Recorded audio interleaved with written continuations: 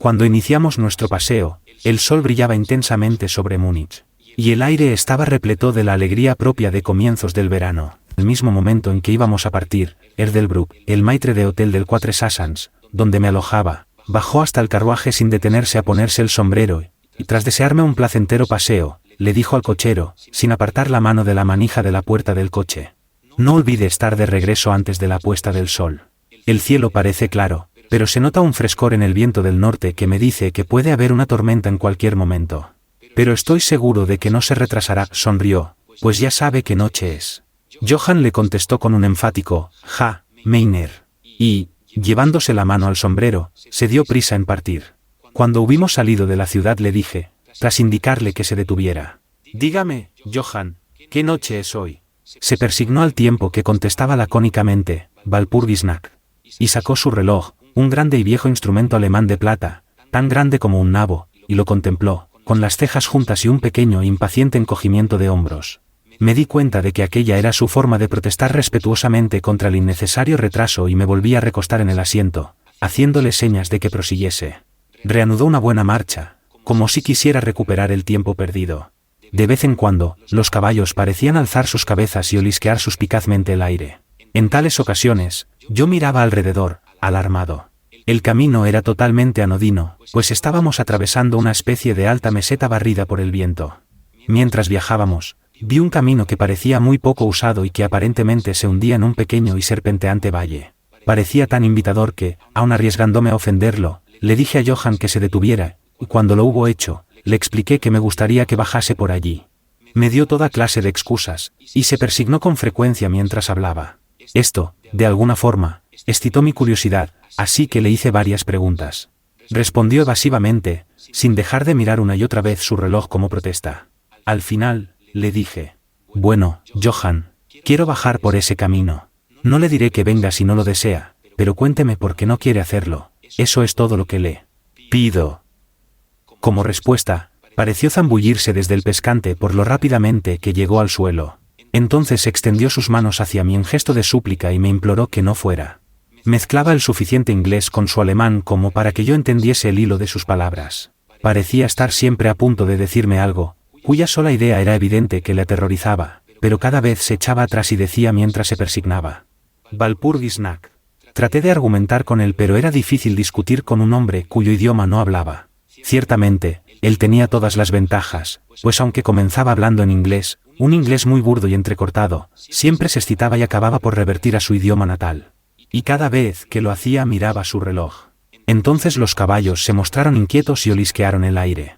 Ante esto, palideció, y mirando a su alrededor de forma asustada, saltó de pronto hacia adelante, los aferró por las bridas y los hizo avanzar unos 10 metros. Yo los seguí y le pregunté por qué había hecho aquello.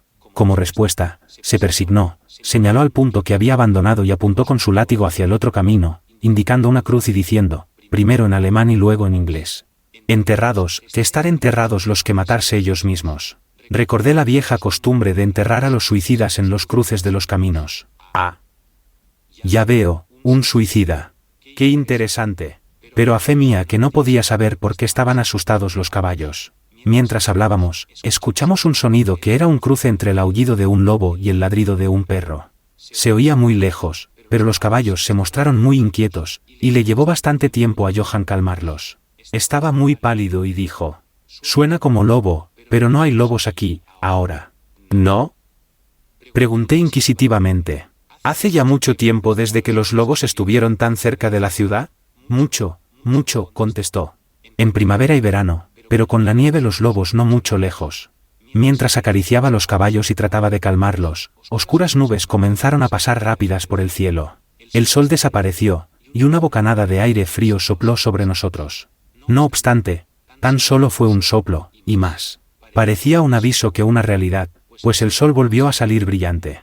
Johann miró hacia el horizonte haciendo visera con su mano, y dijo: «La tormenta de nieve venir dentro de mucho poco». Luego miró de nuevo su reloj, y, manteniendo firmemente las riendas, pues los caballos seguían manoteando inquietos y agitando sus cabezas, subió al pescante como si hubiera llegado el momento de proseguir nuestro viaje. Me sentía un tanto obstinado y no subí inmediatamente al carruaje. «Hábleme del lugar al que lleva este camino», le dije, y señalé hacia abajo. Se persignó de nuevo y murmuró una plegaria antes de responderme. Es maldito. ¿Qué es lo que es maldito? Inquirí. El pueblo. Entonces, ¿hay un pueblo? No, no. Nadie vive allá desde cientos de años.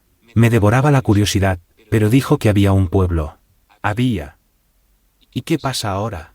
Como respuesta, se lanzó a desgranar una larga historia en alemán y en inglés, tan mezclados que casi no podía comprender lo que decía, pero a grandes rasgos logré entender que hacía muchos cientos de años habían muerto allí personas que habían sido enterradas, y se habían oído ruidos bajo la tierra, y cuando se abrieron las fosas se hallaron a los hombres y mujeres con el aspecto de vivos y las bocas rojas de sangre. Y por eso, buscando salvar sus vidas, ay, y sus almas. Y aquí se persignó de nuevo, los que quedaron huyeron a otros lugares donde los vivos vivían y los muertos estaban muertos y no otra cosa. Evidentemente tenía miedo de pronunciar las últimas palabras. Mientras avanzaba en su narración, se iba excitando más y más, parecía como si su imaginación se hubiera desbocado, y terminó en un verdadero paroxismo de terror, blanco el rostro, sudoroso, tembloroso y mirando a su alrededor, como si esperase que alguna horrible presencia se fuera a manifestar allí mismo, en la llanura abierta, bajo la luz del sol. Finalmente, en una agonía de desesperación, gritó, Walpurgisnacht, e hizo una seña hacia el vehículo, indicándome que subiera. Mi sangre inglesa hirvió ante esto, y echándome hacia atrás, dije. ¿Tiene usted miedo, Johann? ¿Tiene usted miedo? Regrese, yo volveré solo, un paseo a pie me sentará bien. La puerta del carruaje estaba abierta. Tomé del asiento el bastón de roble que siempre llevo en mis excursiones y cerré la puerta. Señalé el camino de regreso a Múnich y repetí, regrese, Johann. La noche de Walpurgis no tiene nada que ver con los ingleses. Los caballos estaban ahora más inquietos que nunca y Johann intentaba retenerlos mientras me imploraba excitadamente que no cometiera tal locura. Me daba pena el pobre hombre, parecía sincero, no obstante, no pude evitar el echarme a reír. Ya había perdido todo rastro de inglés en sus palabras. En su ansiedad, había olvidado que la única forma que tenía de hacerme comprender era hablar en mi idioma, así que chapurreó su alemán nativo. Comenzaba a ser algo tedioso. Tras señalar la dirección, exclamé, regrese, y me di la vuelta para bajar por el camino lateral, hacia el valle. Con un gesto de desesperación, Johann volvió sus caballos hacia Múnich. Me apoyé sobre mi bastón y lo contemplé alejarse. Marchó lentamente por un momento, luego, sobre la cima de una colina, apareció un hombre alto y delgado. No podía verlo muy bien a aquella distancia. Cuando se acercó a los caballos, estos comenzaron a encabritarse y a patear, luego relincharon aterrorizados y echaron a correr locamente. Los contemplé perderse de vista y luego busqué al extraño, pero me di cuenta de que también él había desaparecido. Me volví con ánimo tranquilo hacia el camino lateral que bajaba hacia el profundo valle que tanto había preocupado a Johann. Por lo que podía ver, no había ni la más mínima razón para esta preocupación, y diría que caminé durante un par de horas sin pensar en el tiempo ni en la distancia, y ciertamente sin ver ni persona ni casa alguna. En lo que a aquel lugar se refería, era una verdadera desolación. Pero no me di cuenta de esta particularidad hasta que, al dar la vuelta a un recodo del camino, llegué hasta el disperso lindero de un bosque. Entonces me di cuenta de que, inconscientemente, había quedado impresionado por la desolación de los lugares por los que acababa de pasar. Me senté para descansar y comencé a mirar a mi alrededor. Me fijé en que el aire era mucho más frío que cuando había iniciado mi camino, parecía rodearme un sonido susurrante, en el que se oía de vez en cuando, muy en lo alto, algo así como un rugido apagado. Miré hacia arriba y pude ver que grandes y densas nubes corrían rápidas por el cielo, de norte a sur, a una gran altura. Eran los signos de una tormenta que se aproximaba por algún lejano estrato de aire. Noté un poco de frío y, pensando que era por haberme sentado tras la caminata, reinicié mi paseo. El terreno que cruzaba ahora era mucho más pintoresco. No había ningún punto especial digno de mención, pero en todo él se notaba cierto encanto y belleza. No pensé más en el tiempo, y fue solo cuando empezó a hacerse notar el oscurecimiento del sol que comencé a preocuparme acerca de cómo hallar el camino de vuelta. Había desaparecido la brillantez del día. El aire era frío, y el vuelo de las nubes allá en lo alto mucho más evidente. Iban acompañadas por una especie de sonido ululante y lejano, por entre el que parecía escucharse a intervalos el misterioso grito que el cochero había dicho que era de un lobo. Dudé un momento, pero me había prometido ver el pueblo abandonado, así que proseguí, y de pronto llegué a una amplia extensión de terreno llano, cerrado por las colinas que lo rodeaban. Las laderas de estas estaban cubiertas de árboles que descendían hasta la llanura, formando grupos en las suaves pendientes y depresiones visibles aquí y allá.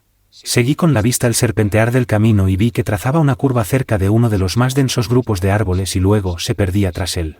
Mientras miraba noté un hálito helado en el aire, y comenzó a nevar. Pensé en los kilómetros y kilómetros de terreno desguarnecido por los que había pasado, y me apresuré a buscar cobijo en el bosque de enfrente. El cielo se fue volviendo cada vez más oscuro, y a mi alrededor se veía una brillante alfombra blanca cuyos extremos más lejanos se perdían en una nebulosa vaguedad. Aún se podía ver el camino, pero mal, y cuando corría por el llano no quedaban tan marcados sus límites como cuando seguía las hondonadas, y al poco me di cuenta de que debía haberme apartado del mismo, pues dejé de notar bajo mis pies la dura superficie y me hundí en tierra blanda. Entonces el viento se hizo más fuerte y sopló con creciente fuerza, hasta que casi me arrastró. El aire se volvió totalmente helado, y comencé a sufrir los efectos del frío a pesar del ejercicio. La nieve caía ahora tan densa y giraba a mi alrededor en tales remolinos que apenas podía mantener abiertos los ojos.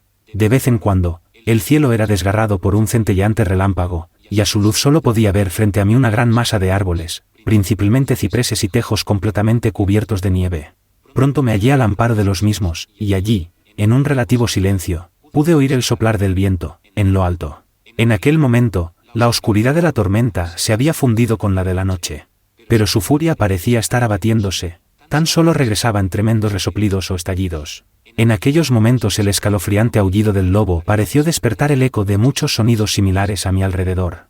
En ocasiones, a través de la oscura masa de las nubes, se veía un perdido rayo de luna que iluminaba el terreno y que me dejaba ver que estaba al borde de una densa masa de cipreses y tejos.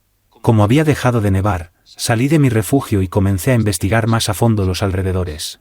Me parecía que entre tantos viejos cimientos como había pasado en mi camino, quizá hallase una casa aún en pie que, aunque estuviese en ruinas, me diese algo de cobijo. Mientras rodeaba el perímetro del bosquecillo, me di cuenta de que una pared baja lo cercaba, y siguiéndola, hallé una abertura.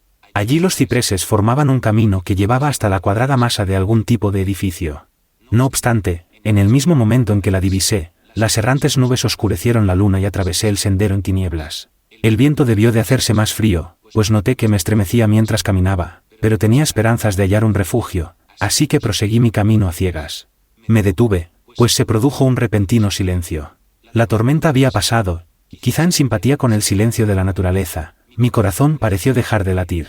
Pero eso fue tan solo momentáneo, pues repentinamente la luz de la luna se abrió paso por entre las nubes, mostrándome que me hallaba en un cementerio, y que el objeto cuadrado situado frente a mí era una enorme tumba de mármol, tan blanca como la nieve que lo cubría todo. Con la luz de la luna llegó un tremendo suspiro de la tormenta, que pareció reanudar su carrera con un largo y grave aullido, como el de muchos perros o lobos. Me sentí anonadado, y noté que el frío me calaba hondo hasta parecer aferrarme el corazón. Entonces, mientras la oleada de luz lunar seguía cayendo sobre la tumba de mármol, la tormenta dio muestras de reiniciarse, como si quisiera volver atrás. Impulsado por alguna especie de fascinación, me aproximé a la sepultura para ver de quién era y por qué una construcción así se alzaba solitaria en semejante lugar. La rodeé y leí, sobre la puerta dórica, en alemán: Condesa Dolingen de Graz. En Estiria buscó y halló la muerte. En 1801. En la parte alta del túmulo, y atravesando aparentemente el mármol, pues la estructura estaba formada por unos pocos bloques macizos, se veía una gran vigueta o estaca de hierro.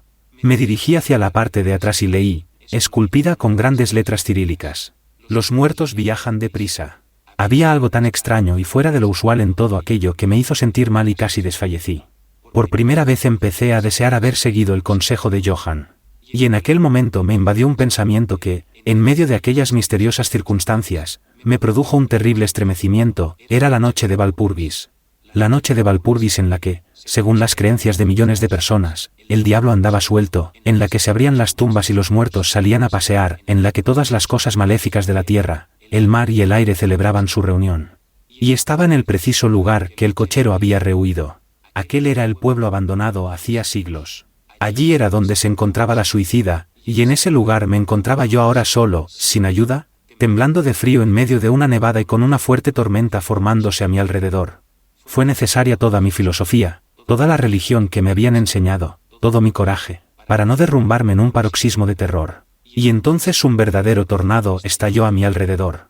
El suelo se estremeció como si millares de caballos galopasen sobre él, y esta vez la tormenta llevaba en sus gélidas alas no nieve, sino un enorme granizo que cayó con tal violencia que parecía haber sido lanzado por los míticos honderos baleáricos. piedras de granizo que aplastaban hojas y ramas y que negaban la protección de los cipreses, como si en lugar de árboles hubieran sido espigas de cereal. Al primer momento corrí hasta el árbol más cercano, pero pronto me vi obligado a abandonarlo y buscar el único punto que parecía ofrecer refugio, la profunda puerta dórica de la tumba de mármol. Allí, acurrucado contra la enorme puerta de bronce, conseguí una cierta protección contra la caída del granizo, pues ahora solo me golpeaba al rebotar contra el suelo y los costados de mármol. Al apoyarme contra la puerta, ésta se movió ligeramente y se abrió un poco hacia adentro. Incluso el refugio de una tumba era bienvenido en medio de aquella despiadada tempestad, y estaba a punto de entrar en ella cuando se produjo el destello de un relámpago que iluminó toda la extensión del cielo. En aquel instante, lo juro por mi vida, vi, pues mis ojos estaban vueltos hacia la oscuridad del interior, a una bella mujer, de mejillas sonrosadas y rojos labios, aparentemente dormida sobre un féretro. Mientras el trueno estallaba en lo alto, fui atrapado como por la mano de un gigante y lanzado hacia la tormenta. Todo aquello fue tan repentino que antes de que me llegara el impacto, tanto moral como físico, me encontré bajo la lluvia de piedras. Al mismo tiempo tuve la extraña y absorbente sensación de que no estaba solo. Miré hacia el túmulo, y en aquel mismo momento se produjo otro cegador relámpago, que pareció golpear la estaca de hierro que dominaba el monumento y llegar por ella hasta el suelo, resquebrajando, desmenuzando el mármol como en un estallido de llamas. La mujer muerta se alzó en un momento de agonía, lamida por las llamas, y su amargo alarido de dolor fue ahogado por el trueno. La última cosa que oí fue esa horrible mezcla de sonidos, pues de nuevo fui aferrado por la gigantesca mano y arrastrado, mientras el granizo me golpeaba y el aire parecía reverberar con el aullido de los lobos. La última cosa que recuerdo fue una vaga y blanca masa movediza, como si las tumbas de mi alrededor hubieran dejado salir los amortajados fantasmas de sus muertos, y estos me estuvieran rodeando en medio de una oscuridad de la tormenta de granizo. Gradualmente, volvió a mí una especie de confuso inicio de consciencia, luego una sensación de cansancio aniquilador. Durante un momento no recordé nada, pero poco a poco volvieron mis sentidos.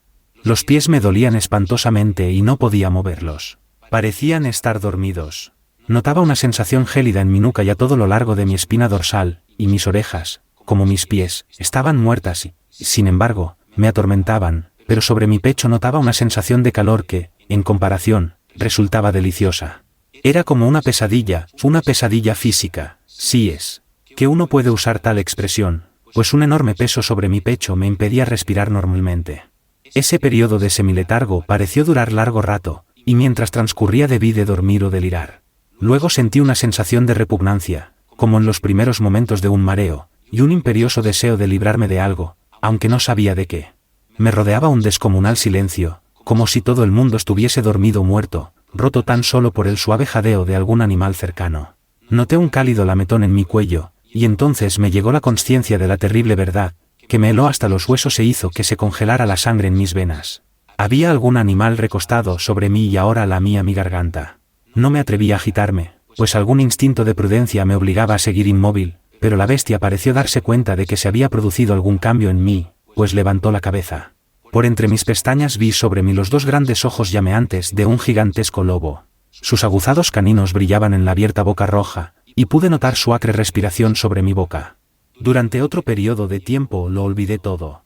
Luego escuché un gruñido, seguido por un aullido, y luego por otro y otro. Después, aparentemente muy a lo lejos, escuché un «hey, hey», como de muchas voces gritando al unísono. Alcé cautamente la cabeza y miré en la dirección de la que llegaba el sonido, pero el cementerio bloqueaba mi visión. El lobo seguía aullando de una extraña manera, y un resplandor rojizo comenzó a moverse por entre los cipreses, como siguiendo el sonido. Cuando las voces se acercaron, el lobo aulló más fuerte y más rápidamente. Yo temía hacer cualquier sonido o movimiento. El brillo rojo se acercó más, por encima de la alfombra blanca que se extendía en la oscuridad que me rodeaba. Y de pronto, de detrás de los árboles, surgió al trote una patrulla de jinetes llevando antorchas. El lobo se apartó de encima de mí y escapó por el cementerio. Vi como uno de los jinetes, soldados, según parecía por sus gorras y sus largas capas militares, alzaba su carabina y apuntaba. Un compañero golpeó su brazo hacia arriba, y escuché como la bala zumbaba sobre mi cabeza.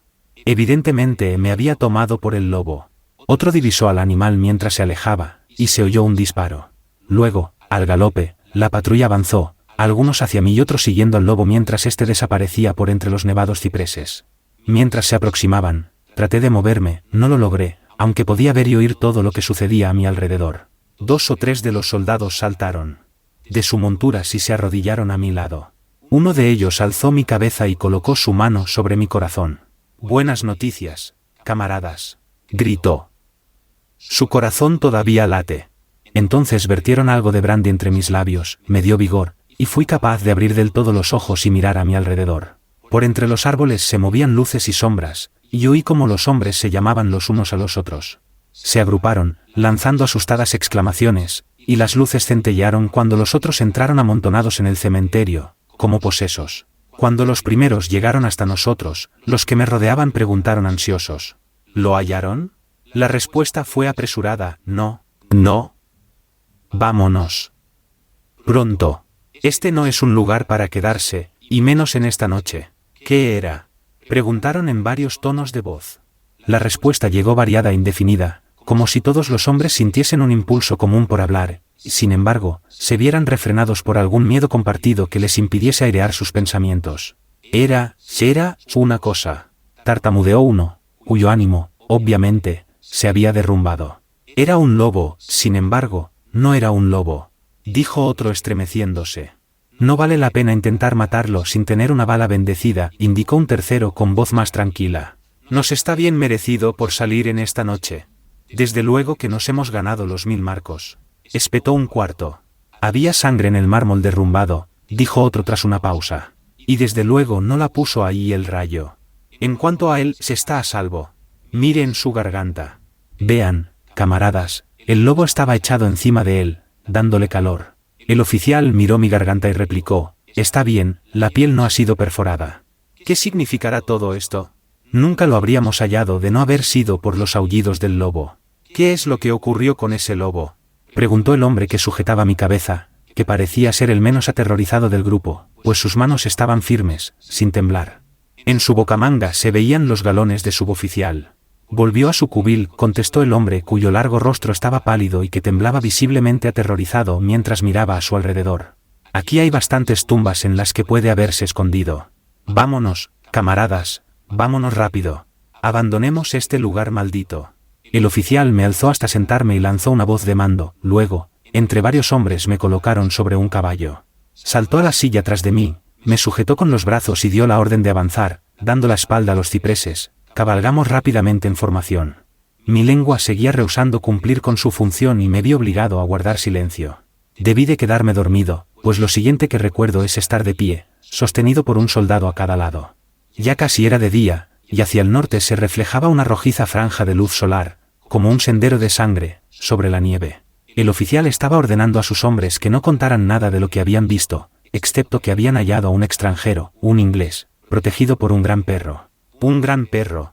«Eso no era ningún perro», interrumpió el hombre que había mostrado tanto miedo. «Sé reconocer un lobo cuando lo veo». El joven oficial le respondió con calma: «Dije un perro». «Perro», reiteró irónicamente el otro.